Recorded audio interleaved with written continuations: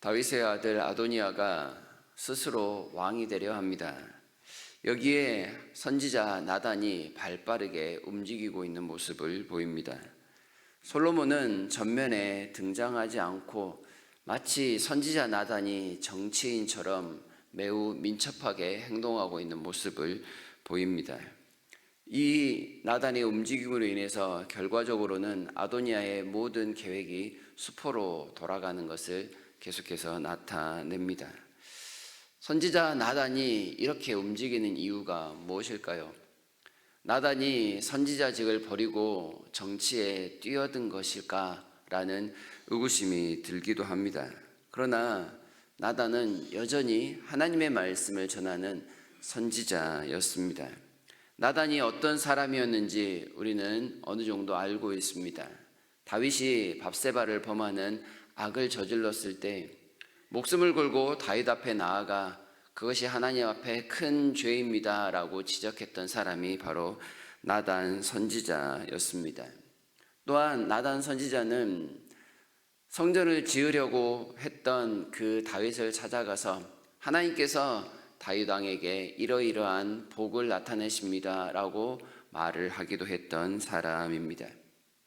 그렇다고 나단이 밧세바와 결탁하여 정치적인 이석을 취하려 하는가 라고 생각하는 것도 또한 억지에 가까울 것입니다. 밧세바의 일을 강하게 책망한 사람이 나단 선지자였고, 그가 낳았던 첫 아들, 다윗과 사이에서 낳았던 첫 아들이 죽을 것을 예고한 사람도 나단 선지자였습니다.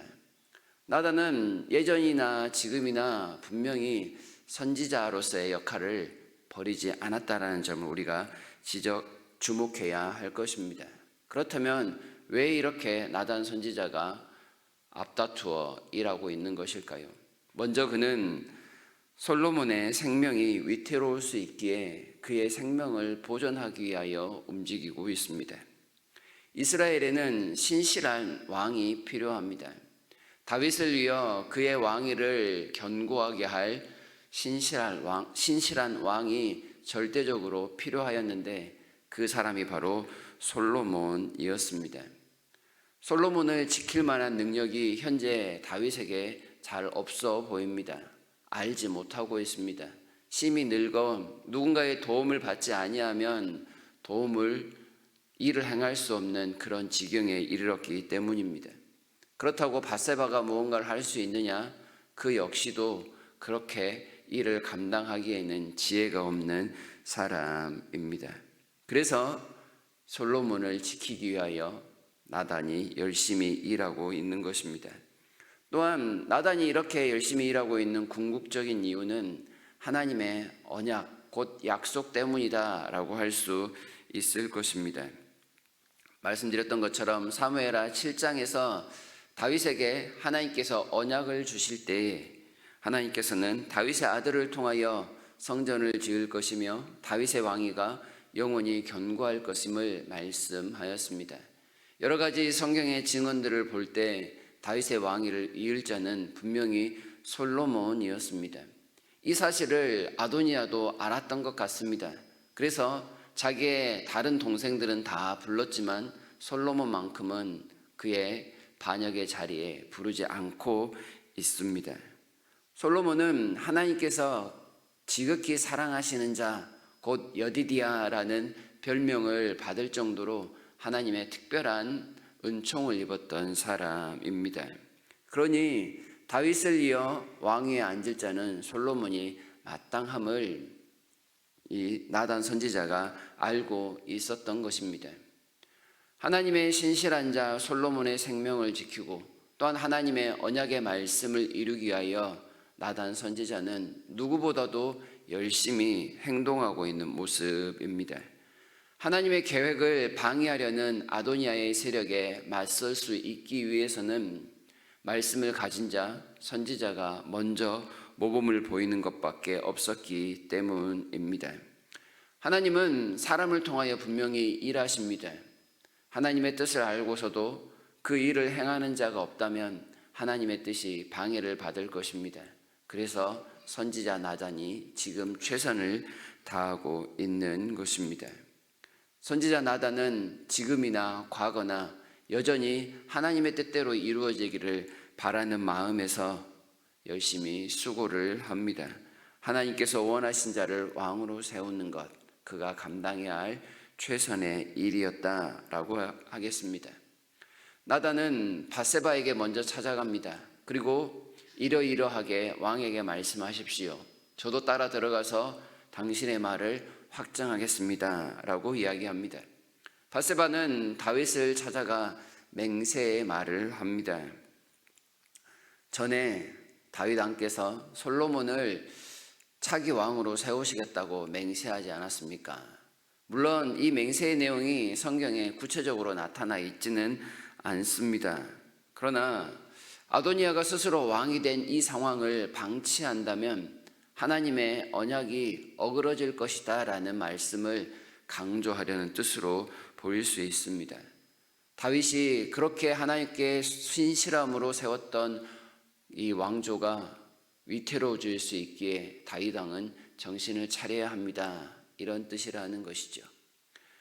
과거에 압살롬이 반역하였을 때 대충대충 처리하였던 이 다윗의 모습이 한 번 더 나타나지 않도록 나단 선지자가 우리말로 단돌이 하고 있는 그런 모습을 분명하게 보여주고 있는 것입니다. 물론 정치적으로는 굉장히 급박한 상황입니다. 그러나 나단 선지자에게는 하나의 원칙이 있습니다. 모든 것은 하나님의 말씀대로 순리대로 이루어져야 한다는 것이죠.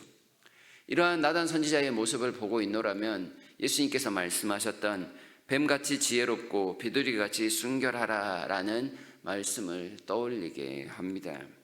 하나님의 말씀을 벗어나지 않는 순종함을 보이며 악의 세력에 맞서기 위하여 최선을 다하고 있는 선지자의 모습이 이러합니다. 뱀처럼 지혜롭다라는 건 재빠르게 판단하고 행동하는 그런 모습이라 하겠습니다. 나단이 민첩함을 보이지 않았다면 솔로몬의 생명은 어떻게 될지 아무도 알 수 없습니다. 그리고 솔로몬이 없다면 우리가 알고 있고 기대했던 모든 이스라엘의 역사는 완전히 엉망이 될 수도 있는 상황이었기 때문입니다. 나단 선지자의 이런 모습을 통해서 우리는 먼저 말씀에 순종함을 보이는 열정이 필요하겠다 생각하게 됩니다. 우리에게는 신실한 왕이 있어야 합니다. 그 신실하신 왕이 우리를 온전히 다스릴 수 있도록 말씀에 빠르게 판단하고 말씀에 따라 열매 맺는 삶이 여전히 나타나야 할 것입니다. 하나님의 뜻을 행하기 위하여 순종하는 삶을 위해 오늘도 우리는 이 나단 선지자의 열정을 본받았으면 좋겠다 싶습니다. 하나님이 우리 안에서 여전히 왕이 되시도록 악을 저지하고 악한 일들을 내어버릴 수 있는 그러한 마음을 간직했으면 좋겠습니다. 복음을 전하는데 어떠한 걸림돌도 당하지 않기 위하여 스스로를 낮추었던 바울이 그렇게 신실함을 보였던 것처럼 늘 기도하고 깨어있는 모습을 통해 오늘 이 순간 하나님의 뜻이 무엇인지를 판단할 수 있는 지혜가 우리에게 있었으면 좋겠습니다. 그리고 그 지혜를 따라 온전히 순종함을 통해 하나님께서 기뻐하시는 자, 하나님께서 인정하시는 삶을 살아가는 저와 여러분이 다 될 수 있기를 진심으로 바랍니다.